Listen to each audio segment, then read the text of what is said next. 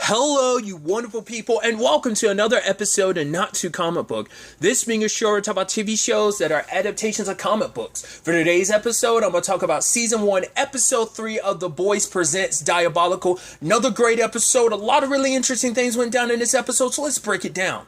This is a really interesting aesthetic episode because I love the opening where it's like, oh, we have the literal... I was like, oh, this is a very meta episode because they showed the comics, but that's because I think this episode was specifically written by Garth Ennis, who wrote the comic. Because obviously different people have written the previous two episodes, I believe.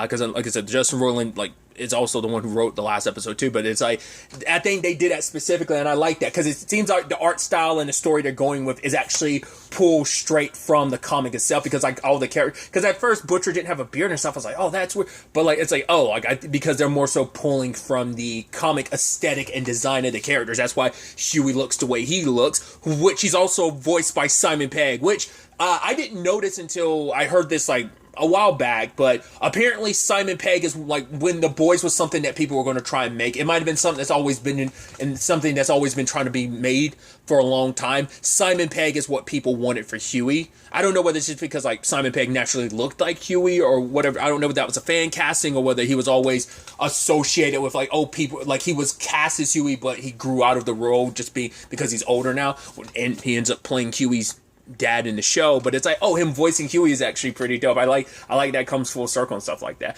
I don't know whether it's a thing of like, oh, maybe the character automatically looked like Simon Pegg, so maybe that's why people were pushing for Simon Pegg to play Huey in that regard. Very much like how, oh, maybe it's similar to how I'm about to say Coulson Nick Fury's didn't always look the way he did, but eventually at one point in the comics, they basically just made him Sam Jackson. So, and then obviously eventually Sam Jackson would go off to play him in the MCU. So I wonder if it's something like that.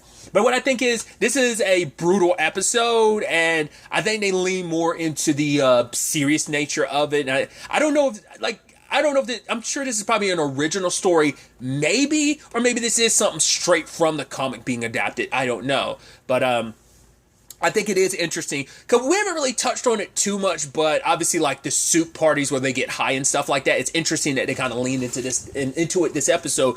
I want to say season 1's the only season so far that's really tapped into that. I mean, not unless it's something that comes up in season 3, but that's an angle to this world they haven't really dabbled into. So I think that's a really neat element to these animated shows where they can probably spend a little time in certain avenues in this world that have been maybe teased and pointed out, but never really completely like focused on, because this revolves around OD, who is the drug dealer for like the soups. He gets them what they want.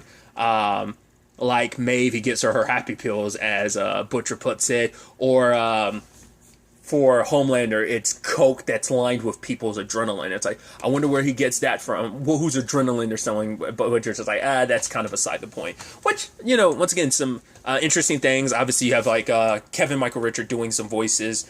You also have Anthony Starr, Dominique, the actress who plays Maeve. You also have Kieran Culkin, and also Jason Isaacs as Butcher, and the other voice being Michael Cera as Wide Wonder. I don't think I would have guessed that was Michael Cera. It didn't necessarily sound like him. I mean, part of voice acting and everything, right?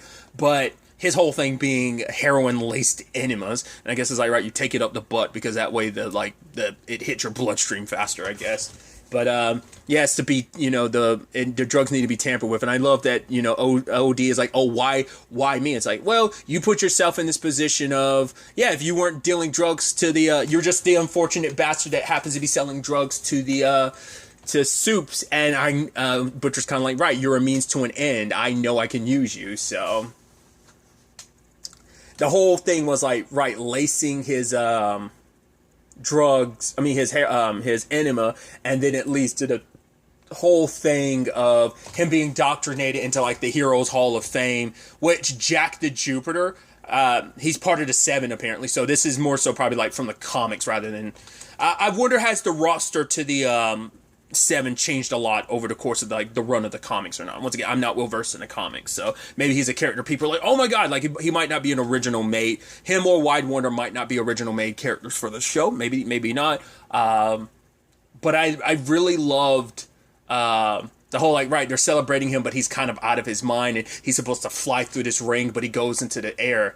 And I love OD. I guess OD, like, supplies he knows that the kind of effed up stuff that the Supes are into, but he never knew, like, some of the grittier stuff about, like, why they're going after Wide Wonder specifically. It's because he was honoring some, like, college thing a year ago, and took some honor students up into the sky to fuck, and obviously it's super cold up there, and they died, but he kind of got off on it, and just apparently their bodies are still in orbit, which OD's like, oh, that's super fuck. He's like, I didn't hear about it. It's like, yeah. And he was like, a lot of people have stories like that.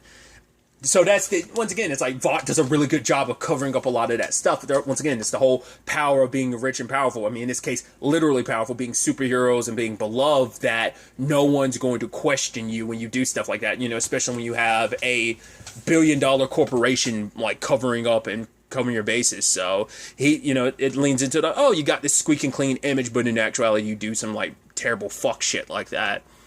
And so he's, like, speeding up because he's high of his mind, Mach 1.5, and people's ears are starting to ring from him flying so fast. The Iron Cast thing, I was like, is it going to be like he's going to run into it and get squished? It's like, well, he does, but he also, like, busts through at the same time. It's like he has enough force and speed to punch, and as he does it, his arms breaking, his whole body kind of accordions into Iron Cast's stomach, and then bursts through his stomach, which Butcher's like, oh, man, 2 for the price of 1. Butcher continuing to be the sociopath he is. Once again, only good soup is a dead soup. Once again, as he says, not my words. He was saying that to Starlight, saying those were specifically your words, but the sentiment still exists.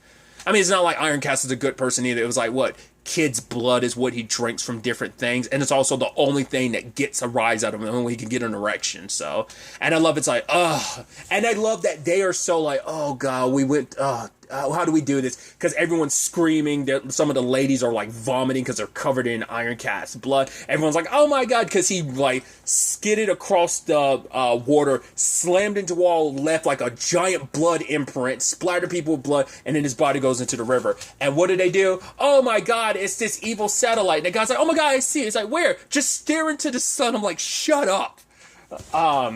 But it's like, yeah, these people don't want to believe the worst in their heroes. So it's like when the heroes are like, oh my god, there's the bad guy. They're like, oh my god. And they're just like, right, let's go. And what about, we'll just have to avenge Wide Wonder. That's all we can do. And they take off. I'm like, what do you guys actually do in that moment? Do you just fly up there and just like, all right, let's fuck around, pretend like we did something, yada, yada, yada. We don't want to come back down too soon. People might think, we don't want to fly or off anywhere so no one sees us. So it's like, we'll probably just hang out in front of the sky.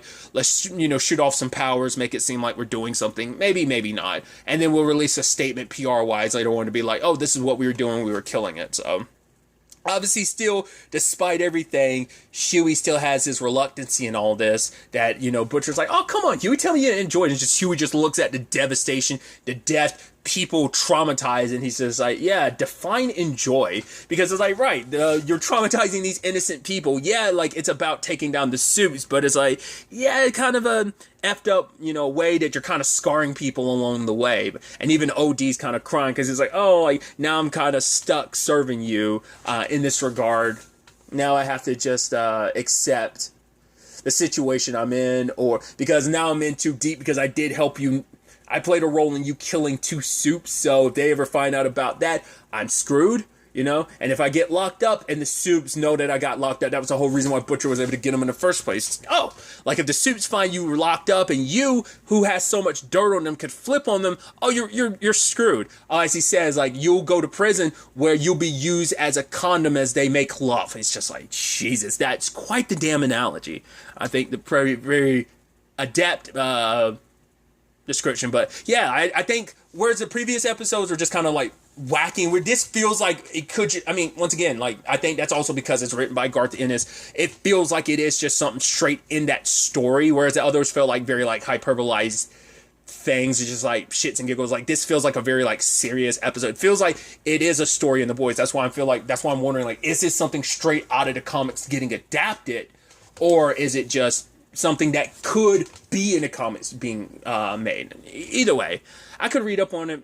Maybe I will after the fact, but I thought that was just kind of a pretty interesting, once again, animation style and aesthetic and story for this episode. So I just thought that was pretty neat. But yeah, really, that's all I want to talk about. Till the next time we meet, be happy, be safe, live life to the fullest, and enjoy it. Good day, and goodbye.